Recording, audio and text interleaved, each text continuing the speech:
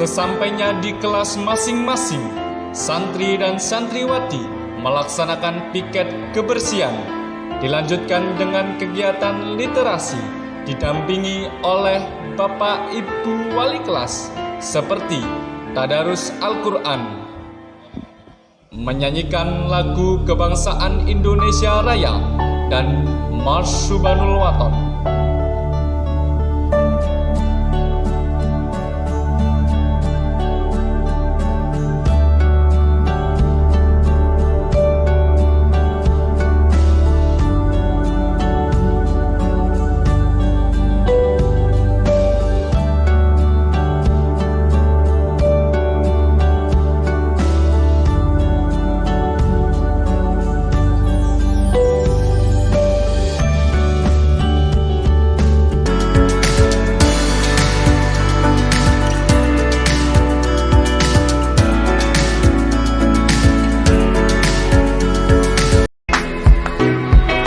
I want you out in the pouring rain. I want you down on your knees, praying to God that I feel the same. I'm right here, baby, so please hold me up, tie me down, 'cause I never wanna leave your side. I swear to never let you down, and it's been keeping me alive.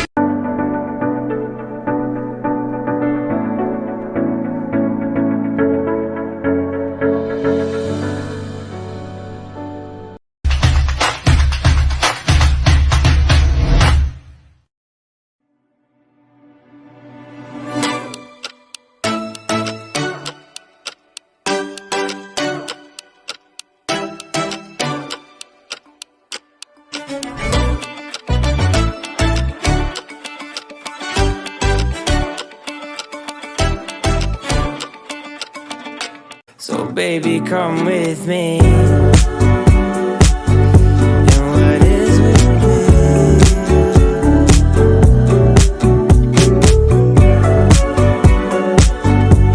What is with me?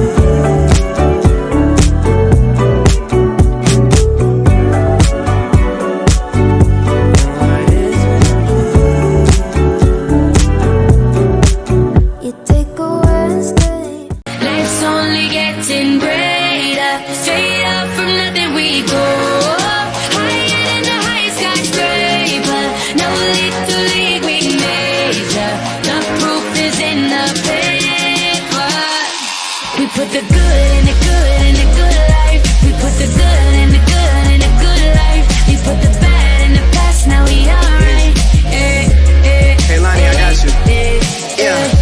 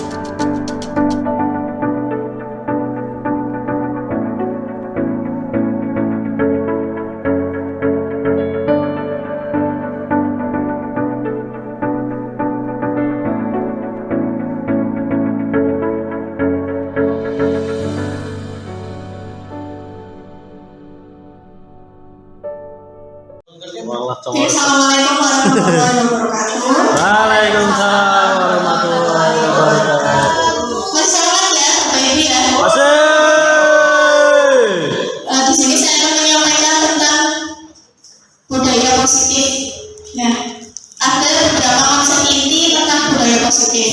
Ya, yang pertama ada perubahan paradigma belajar, kemudian ada disiplin positif. Nanti mungkin Bu Rita sama Bu Lila bisa konfirmasi kalau saya salah nggih. Terus ada nilai-nilai kebajikan, kemudian ada kebutuhan dasar manusia, kemudian ada motivasi perilaku manusia, ada posisi kontrol guru, ada keyakinan kelas, dan ada segitiga restitusi. Nanti kita akan bahas satu persatu. Yang pertama, pembelajaran dengan paradigma baru. Seperti kita tahu bahwa kurikulum merdeka itu kurikulum yang berpihak pada murid, atau kita sebagai pendidik itu melayani kebutuhan murid, atau yang lebih dikenal dengan pembelajaran berdiferensiasi, ya. Itu sehingga kita bisa tahu kebutuhan murid, karakter murid, kemampuan murid masing-masing itu berbeda. Nah, tujuan pembelajaran dengan paradigma baru itu seperti itu. Jadi kita yang melayani kebutuhan murid. Jadi kita tidak bisa memaksa murid untuk melakukan sesuatu, tapi dari mereka sendiri harus berinisiatif seperti itu. Sehingga terbentuk karakter profil pelajar Pancasila. Nah, miskonsepsi tentang teori kontrol. Ada yang sudah pernah dengar Bapak Ibu teori kontrol? Belum? Bu Vita, Bu Lila mungkin sudah pernah dengar? Teori kontrol itu intinya kita itu tidak bisa mengontrol orang lain. Guru tidak bisa mengontrol murid. Jadi yang bisa mengontrol itu yang diri kita sendiri.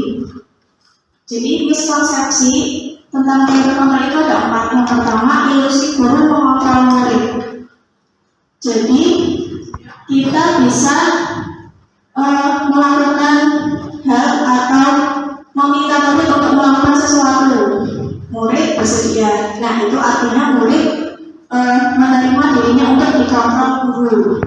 Padahal dia nggak ingin melakukan itu. Misalkan kamu kok sering terlambat, besok bangunnya lebih lagi, besok berangkat pagi.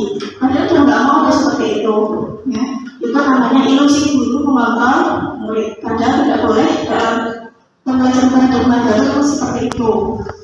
Kemudian ilusi bahwa semua penguatan positif efektif dan bermanfaat.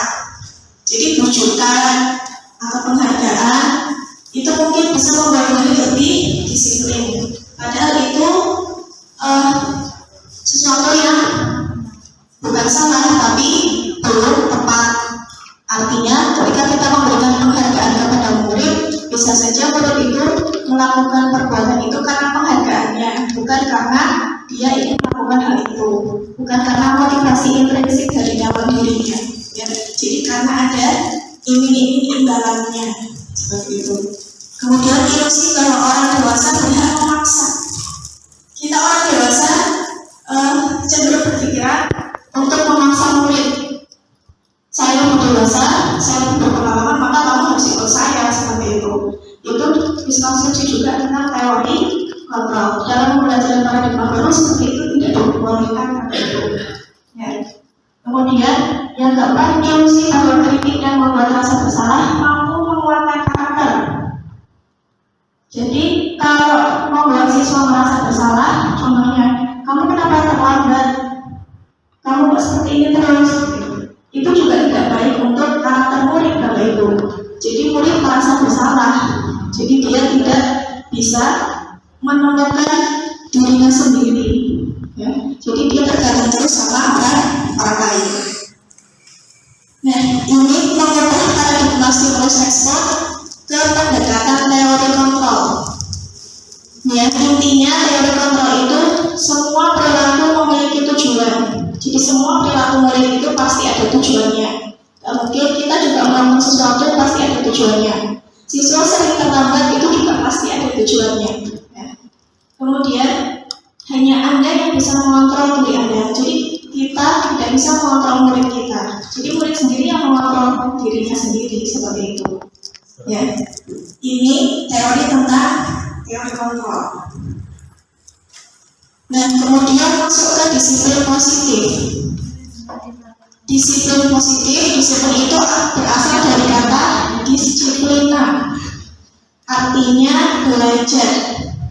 Disiplin mengacu pada disiplin diri yang memiliki tanggung jawab terhadap apa yang dilakukannya berdasarkan nilai-nilai yang diyakini. Disiplin positif merupakan salah satu penerapan disiplin yang bertujuan untuk menumbuhkan kesadaran serta memberdayakan peserta didik tanpa imbalan, ancaman, atau hukuman. Jadi intinya pada disiplin positif ini kita tetap tidak boleh menghukum, mengancam, ataupun memberikan imbalan atau penghargaan. Intinya murid itu sendiri yang harus mengembangkan dirinya sendiri, mengetahui nilai-nilai yang ada di dalam dirinya sendiri, meyakini nilai-nilai yang benar, meyakini nilai-nilai yang salah. Intinya seperti itu. Kemudian sebagai pendidik, tujuan kita itu menciptakan peserta didik yang memiliki disiplin diri, sehingga mereka berperilaku mengacu kepada nilai-nilai kebajikan dan memiliki motivasi intrinsik. Jadi motivasi intrinsik itu motivasi dari dalam diri itu sendiri, tidak dipengaruhi oleh lingkungan luar, entah orang tua, guru, dan lain sebagainya. Mengubah perilaku murid ke arah yang lebih baik. Nah, kemudian apa sih itu nilai-nilai kebajikan? Nilai-nilai kebajikan itu adalah nilai yang disepakati bersama, lepas dari suku bangsa, agama, bahasa maupun latar belakangnya. Sebenarnya nilai-nilai kebajikan ada 6 Bapak Ibu.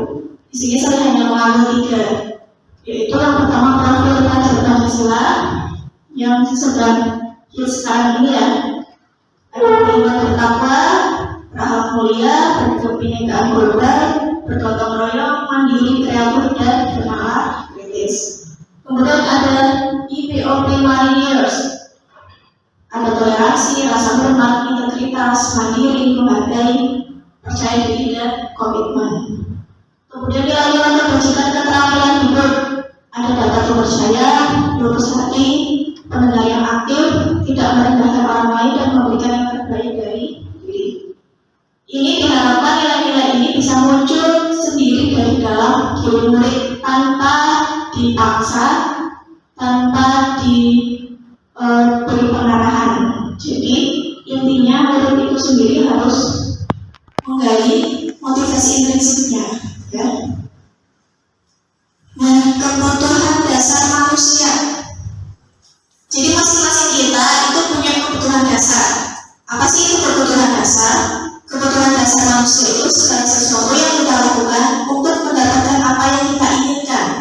Seluruh tindakan yang kita lakukan memiliki tujuan tertentu, dan semua usaha terbaik yang kita lakukan adalah dalam rangka agar kebutuhan dasar kita terpenuhi dengan baik. Ada 5 kebutuhan dasar manusia Bapak Ibu. Yang pertama, kebutuhan bertahan hidup, seperti makanan, pakaian, tempat tinggal, keamanan, dan kesehatan. Kemudian kebutuhan kasih sayang dan rasa diterima. Yang ketiga, kebutuhan akan penguasaan. Yang keempat, kebutuhan akan kebebasan. Dan yang kelima, kebutuhan akan kesenangan. Jadi 5 kebutuhan ini dibutuhkan oleh guru, murid, kepala sekolah, orang tua, dan semua warga sekolah. Jadi misalkan ada murid yang saat pelajaran itu sukanya main-main, berarti dia sedang memenuhi kebutuhan dasarnya, yaitu kesenangan. Misalkan ada yang sukanya keluar-keluar, berarti dia sedang memenuhi kebutuhan hidupnya, yaitu kebebasan. Ya, seperti itu. Jadi itu 5 kebutuhan dasar manusia. Nah, motivasi perilaku manusia itu tadi, manusia berperilaku pasti memiliki tujuan. Nah, motivasi ekstrinsik dan motivasi intrinsik. Kalau motivasi ekstrinsik itu untuk menghindari ketidaknyamanan atau hukuman. Misalkan kita nih, Bapak Ibu guru, disuruh berangkat pagi jam 7.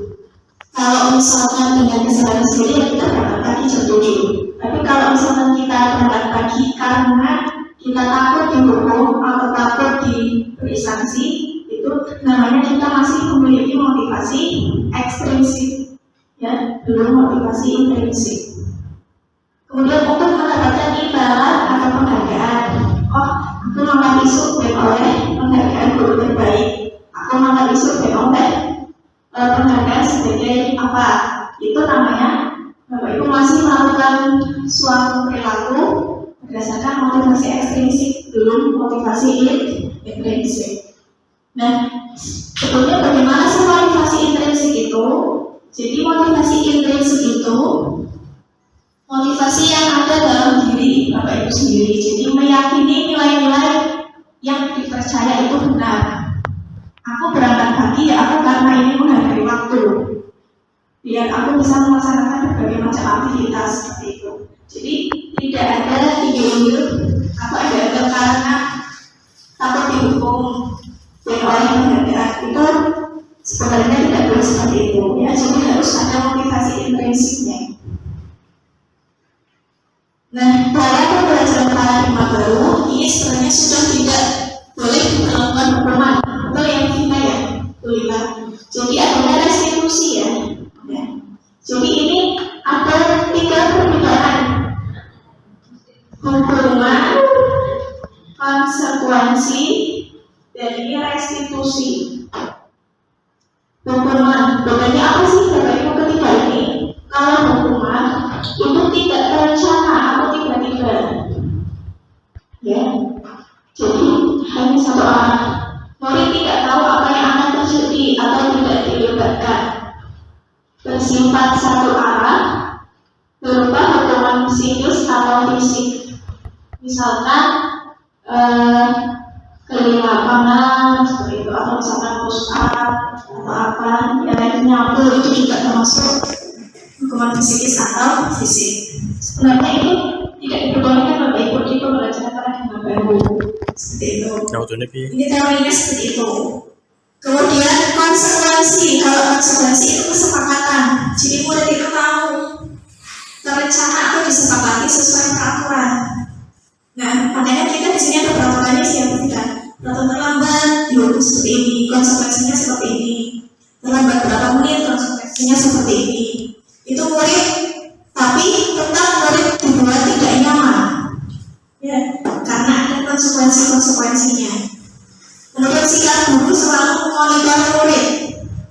Jadi selalu, oh kamu terlambat 20 menit, konsekuensinya apa? Oh lari misalkan ngepes gitu ya ya. Misalkan nyapu atau tinggal di kelas selama 10 menit, itu namanya konsekuensi. Nah, beda lagi kalau restitusi yang diharapkan pada pembelajaran paradigma baru. Apa itu restitusi? Restitusi itu proses menciptakan kondisi bagi murid untuk memperbaiki kesalahan. Jadi kita tidak boleh menyalahkan murid, intinya seperti itu. Jadi murid yang introspeksi diri kalau dia itu salah, seperti itu. Kita belajar membangun pemikiran siswa bahwa kamu itu salah, itu caranya seperti itu. Kemudian proses kolaboratif yang mengajarkan murid untuk mencari solusi sendiri. Jadi sebenarnya kita tidak boleh memberikan solusi, misalnya terlambat, oh ya udah kamu keliling lapangan, itu sebenarnya tidak boleh. Jadi yang menemukan solusi sendiri ya muridnya sendiri. Kamu kalau terlambat seperti ini bagaimana kira-kira? Jadi biar murid itu berpikir sendiri.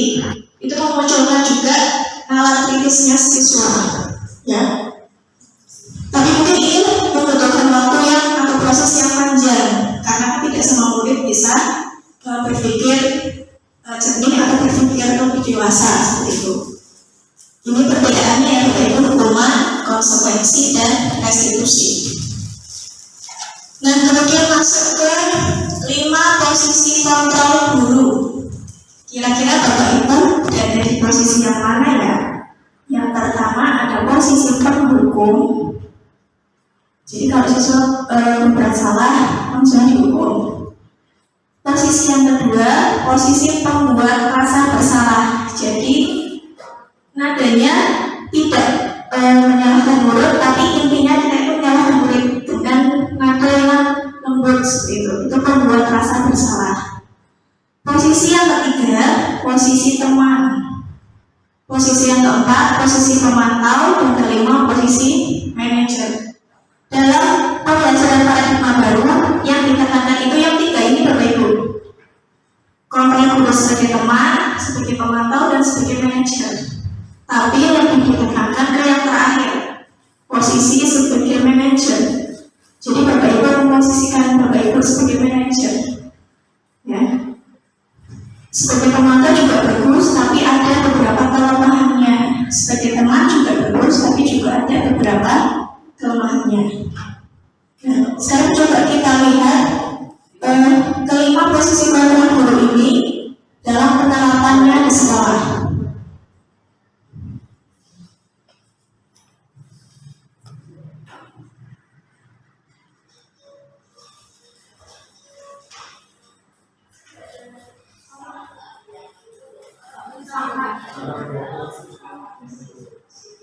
Di proyektornya Bu, proyektor.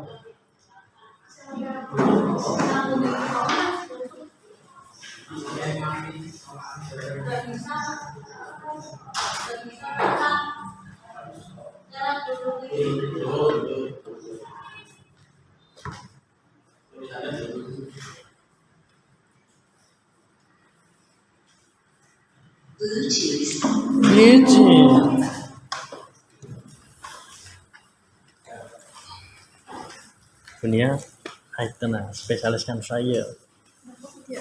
Oke.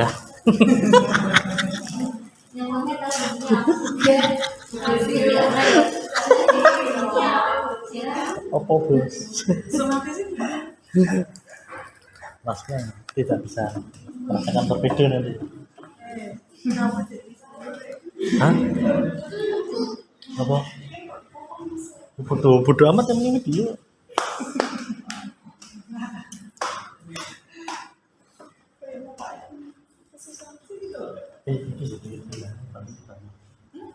Iya, saya tahu nih bang.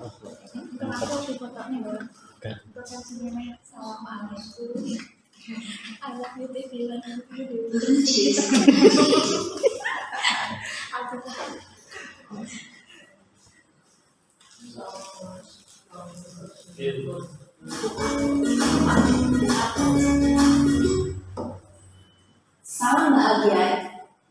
Salam kesusahan. Salam alaikum.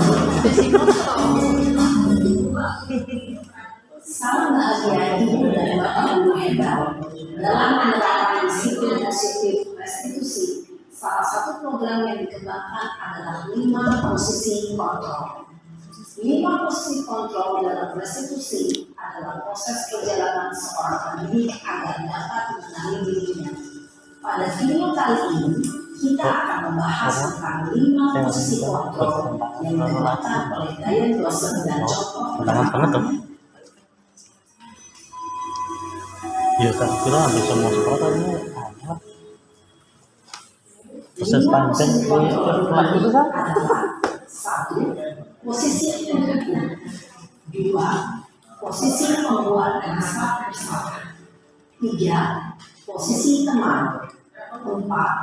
Posisi pemantau atau monitor. Dan 5. Posisi manajer. Biar sering jajak Mari kita saksikan kasus kemarin yang menggambarkan 20 menit di sekolah dan melihat bagaimana kelima posisi kontrol video ini tinggi.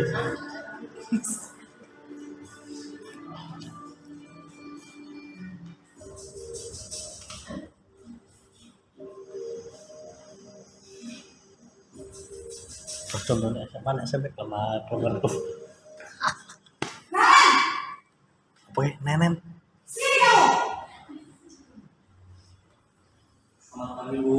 Bunyinya sudah. Kamu deh, pasti terlambat. Wah, jasa terlambat mesti. Apa coba?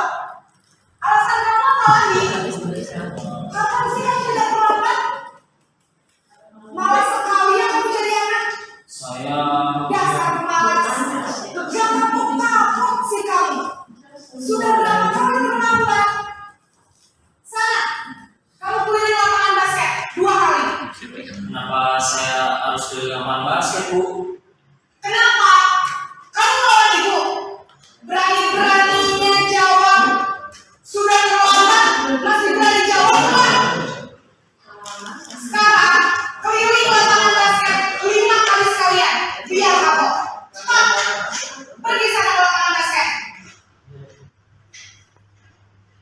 Posisi penghukum biasanya berbicara dengan nada tinggi, menghardik, menunjuk-nunjuk, menyakiti, dan menyindir. Hukuman bisa berupa fisik maupun psikis. Ibu dan bapak guru hebat. Dampak yang terjadi pada murid ketika guru berada pada posisi penghukum adalah murid cenderung akan memberontak, bahkan menyimpan dendam.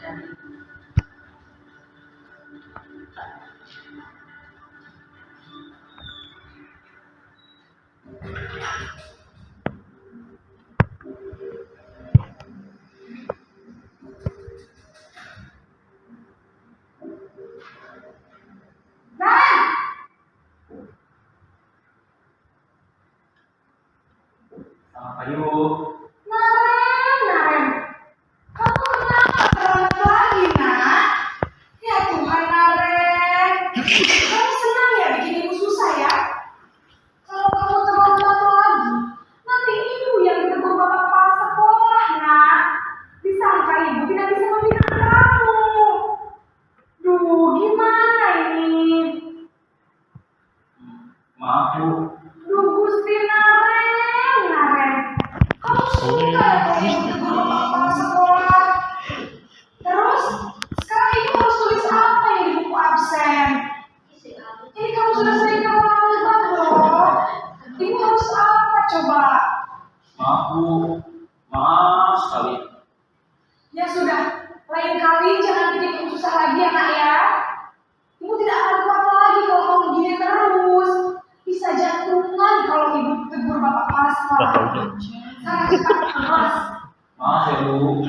Maaf sekali.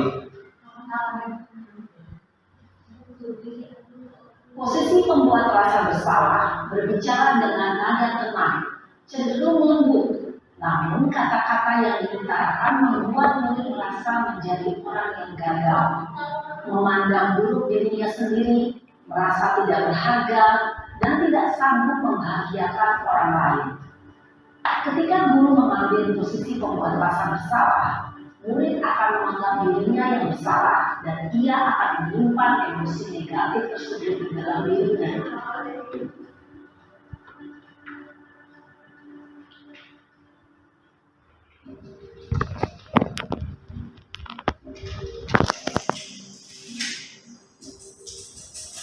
Jadi ini yang beda itu kata-katanya Bapak Ibunya. Kata-katanya.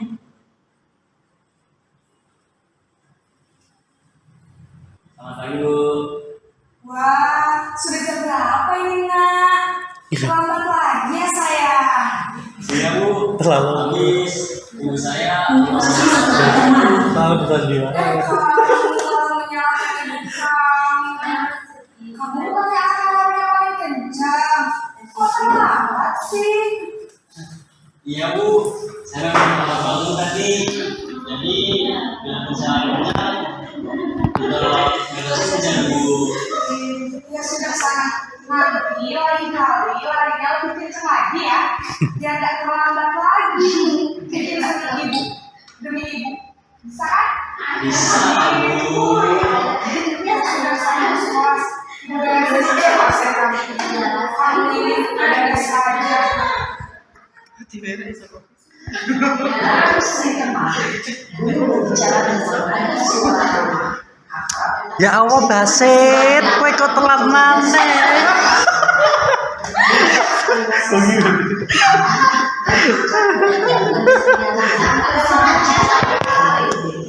Basit maneh kok.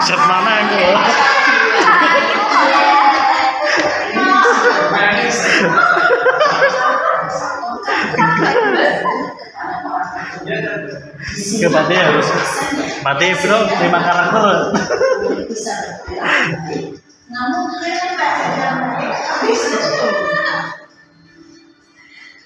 Posisi pemantau Ibu atau monitor. Supaya kita lihat kata-katanya seperti apa.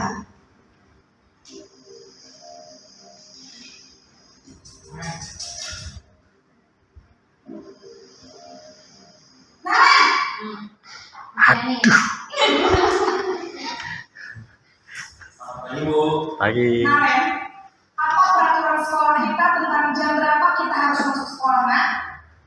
Kita harus harus di sekolah jam 7, Bu. Iya betul, sekarang sudah jam 7.20. Kalian sudah tahu konsekuensinya jika terlambat hadir? Paham, Bu.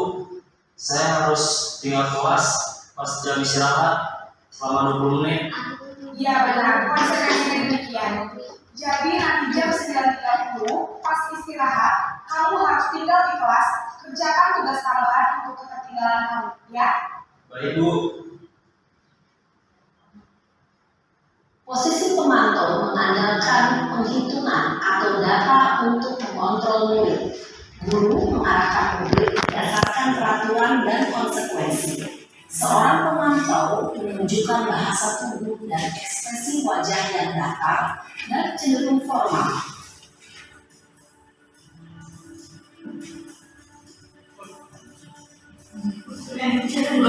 Ini seneng jajaknya sapa iki biasane iki.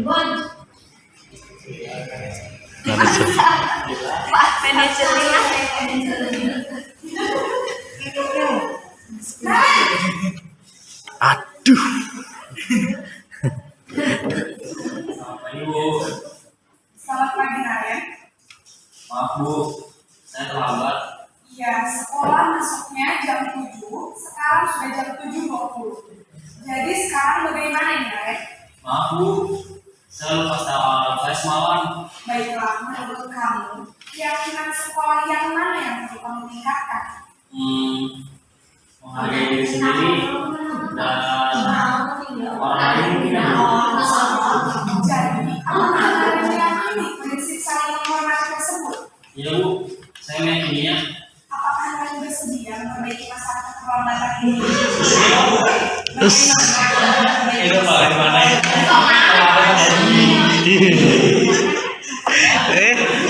Teori yang bertentangan sekali. Itu kalau tanggal 10. Ada, Bu. Kata saya, Kak Emma. Ada lagi selain kalian. Selain Kak Emma, ada ibu saya. Baik, jadi yang mengingatkan kalian adalah Kak Emma dan ibu kamu ya. Kira-kira akan mulai alarm kapan nih kalian? Setelah pulang sekolah, akan segera saya lakukan. Dunia kapan dunia? Jadi Naren Besok. akan setel alarm untuk bangun besok Foto sama pagi foto. dan akan diingatkan oleh kakak dan ibu dan Naren ya. Ada lagi yang mungkin perlu dilakukan ya, agar tidak terlambat bangun lagi. Tidak ada, Bu. Baik Naren, terima kasih untuk bersama kamu. Sekarang kamu perlu kembali ke kelas untuk belajar. Baik, Bu. Terima kasih. Posisi manajer adalah posisi kontrol yang disarankan untuk membimbing murid memiliki sikap disiplin yang positif, yaitu murid yang memiliki bertanggung jawab dan mengerjakan. Tujuan dari posisi ini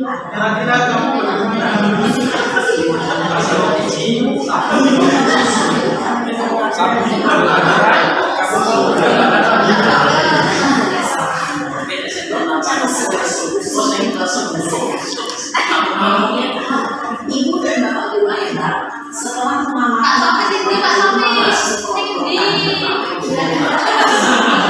Penghukum.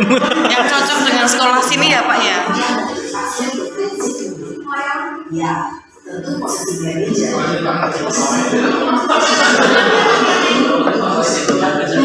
Jadi sebenarnya idealnya yang disarankan itu posisi guru sebagai manajer, ya seperti itu. Tapi kan karena menyesuaikan kondisi dan situasi ya, kita kan muridnya SMP, yang dicontoh tadi kan muridnya SMA. Jadi SMA lebih punya pikirannya lebih bisa kalau anak SMP kan masih dibimbing ya, seperti itu mungkin kesulitannya seperti itu. Nah tapi tidak salahnya kita mencoba dulu bagaimana sih murid nanti tanggapannya, dia jawab nggak sih kalau seperti itu, maksudnya dengan posisi manajer itu jawaban murid itu seperti apa? Nah, seperti itu ya. Mungkin Bu Fita sama Bu Lina seperti apa? Bagaimana Bu di sekolah ini? Susah Bu, untuk konsekuensi sendiri itu masih berproses ya Bu Lila ya. Yang retu apa Bu tadi yang? Iya, restitusi itu ya. sudah berjalan juga, tetapi tidak cocok untuk sekolah sini karena kesadaran anaknya itu belum ada. Iya, Masih kurang. Ya memang mungkin menyesuaikan dengan karakter masing-masing itu sendiri ya. Karena di sini kondisi dan karakter muridnya mungkin seperti itu, jadi mungkin agak berproses atau butuh waktu yang panjang, sekali lama, nggak 1 hari 2 hari, tapi mungkin bertahun-tahun. Ya, tapi tidak salahnya kita tidak hanya guru BK, guru-guru pun mencoba untuk memposisikan diri kita sebagai manajer seperti itu. Ya, kebanyakan saya pun ke posisi penghukum biasanya, posisi penghukum atau posisi pembuat rasa bersalah. Saya biasanya seperti itu. Jarang saya memposisikan diri sebagai teman, itu jarang. Tidak setiap kali. Ya, mungkin sebagian besar ke posisi penghukum dan posisi pembuat rasa bersalah. Ya, mungkin sebagian besar seperti itu. Sama saya juga seperti itu. Nah, dengan adanya ini, jadi saya tahu oh ternyata guru itu tidak boleh seperti itu. Harus memposisikan diri sebagai manajer dalam pembelajaran paradigma baru sekarang ini. Ya. Nah, kita lanjut ke keyakinan kelas. Nanti mungkin ini bisa Bapak Ibu terangkan, terutama untuk wali kelas yang nanti buat keyakinan-keyakinan di dalam kelas. Jadi keyakinan itu semacam peraturan, tapi kata-katanya tidak boleh peraturan. Ya, semacam kesepakatan bersama antara guru dan murid. Bisa juga boleh dibuat kesepakatan pembelajaran, misalkan menggunakan bahasa Arab, Pak buat keyakinan atau kesepakatan bersama antara murid dan guru. Nah, pembentukan keyakinan kelas itu yang pertama bersifat abstrak, pernyataan universal, dibuat dalam pernyataan positif, sedikit saja dan mudah diingat, kemudian sesuai dengan kondisi kelas dan sekolah sehingga mudah diterapkan. Kemudian semua warga sekolah atau warga kelas dilibatkan membuat keyakinan kelas. Ini contoh keyakinan kelas, misalkan kami meyakini bahwa sangat penting untuk menghormati semua orang dan barang milik orang lain. Jadi misalnya kalau temannya meminjam barang temannya, misalnya yang berbeda, harus dikembalikan. Seperti itu, tidak boleh hilang. Itu namanya keyakinan atau kesepakatan bersama. Ya. Kemudian kita masuk ke segitiga restitusi. Jadi segitiga restitusi ini proses dialog yang dijalankan oleh guru agar dapat menghasilkan murid yang mandiri dan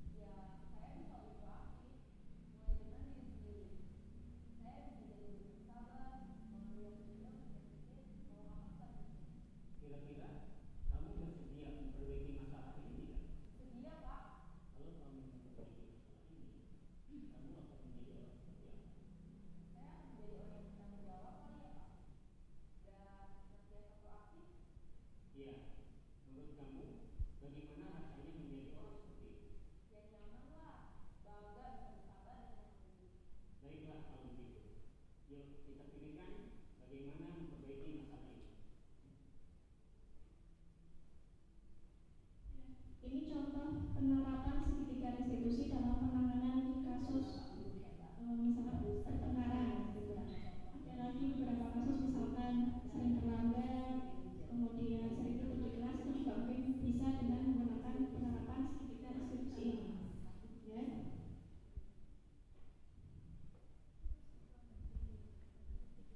Pada sesi pertama, menstabilkan identitas. Oke. Kemarin juga saya sudah mencoba menerapkan penerapan segitiga restitusi karena ini sebagian dari tugas juga bersama murid saya yaitu Mbak Nur Syahida dan Hasyila. Jadi saya buat kasusnya.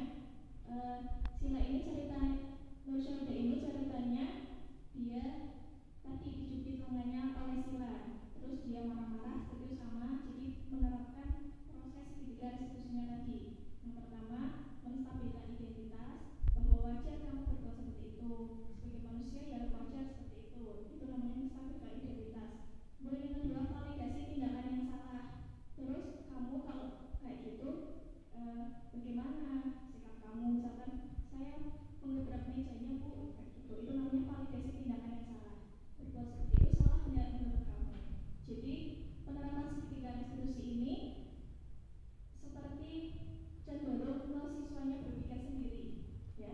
Jadi menemukan solusi sendiri, kemudian bisa berpikir bagaimana caranya melakukan sesuatu yang baik atau positif. Oke. Jadi kesimpulannya Bapak Ibu, dalam penerapan program disiplin positif ini, hendaknya guru memiliki standar kepribadian profesional dan sosial yang baik, di mana guru mampu merefleksikan dirinya dalam posisi kontrol saat ini, yaitu memposisikan diri sebagai manajer. Nah, atau sebagai among yang menuntut murid-muridnya menjadi insan yang mandiri, merdeka, dan bertanggung jawab. Hal ini sesuai dengan tujuan profil pelajar Pancasila, yaitu pembelajaran dalam paradigma baru. Oke, terima kasih atas perhatiannya. Kemudian saya minta tolong Bapak Ibu untuk mengisi kuesioner. Jadi ini bukan untuk menilai Bapak Ibu. Jadi ini Bapak Ibu menilai diri Bapak sendiri. Ya, kebutuhan apa sih yang sebenarnya Bapak Ibu butuhkan saat ini?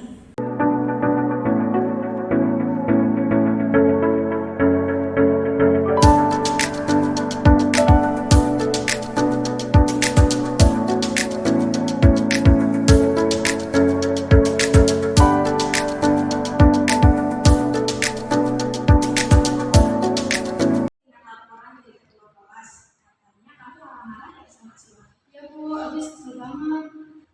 Emang kenapa kesel? Tadi Sila ngikut dengan saya bu, pas saya lagi tidur di kelas. Oh begitu. Wajarlah jika kamu marah dan kesal. Jika ibu ada di posisi kamu, ibu juga akan berbuat hal yang sama. Iya bu. Lalu apa yang kamu lakukan terhadap Sila? Saya marah-marah bu, saya memaki Sila dan tanpa sadar menggebrak mejanya bu. Oh begitu. Pasti kamu berbuat seperti itu ada alasannya ya? Iyalah bu, saya kan lagi enak-enak tidur, terus malah dicubit lengan saya sama Sila, kan sakit bu. Wajarlah kalau kamu merasa marah, karena kamu sedang menikmati porsinya tidur.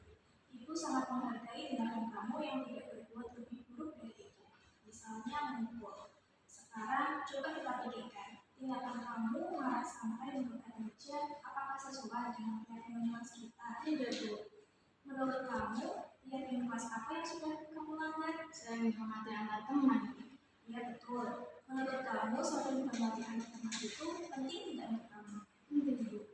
Baik, kalau menurut kamu penting, jadi keyakinan apa yang harus kamu lakukan saat kamu sedang marah? Harus lebih bersabar. Oke baik. Kamu bersedia memperbaiki masalah ini? Bersedia bu. Terus, apa yang akan kamu lakukan untuk memperbaiki masalah ini? Saya akan meminta maaf sama Sila bu, terus saya harus lebih sabar dan bisa menahan amarahnya. Ya betul sekali bu. Tidak, tetap semangat ya. Sekarang silakan kembali ke kelas. Jadi terima kasih. Sama-sama.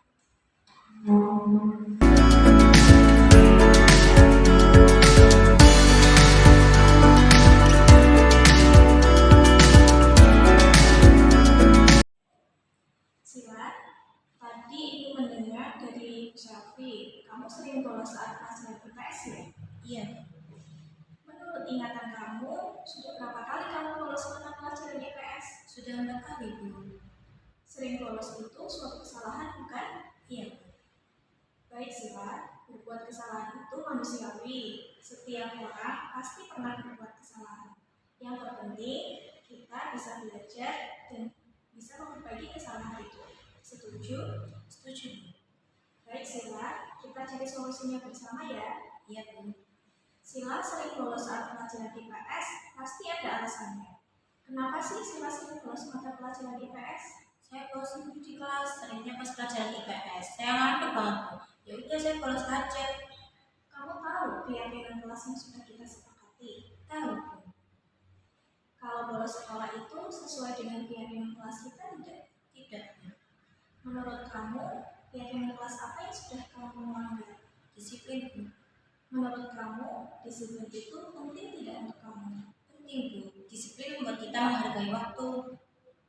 Betul Sila, disiplin itu penting dan sangat bermanfaat untuk kita. Seperti kita dapat menyelesaikan tugas tepat waktu, kemudian bisa menyelesaikan semua tugas dengan tinggal dan meningkatkan rasa kepedulian. Iya, Bu. Saya menyesal sudah sering bolos. Saya minta maaf, Bu. Baik Sila, sikap yang sangat baik sudah kamu tunjukkan dengan cara meminta maaf. Menurut kamu, apa yang akan kamu lakukan agar dapat memperbaiki kesalahan kamu? Saya akan meminta maaf sama Bu Selvi, Bu, dan menyelesaikan semua ketertinggalan tugas-tugas saya. Saya juga akan lebih disiplin lagi, Bu. Baik Sila, kamu sudah menemukan solusinya. Sekarang kembali ke kelas ya. Baik, Bu.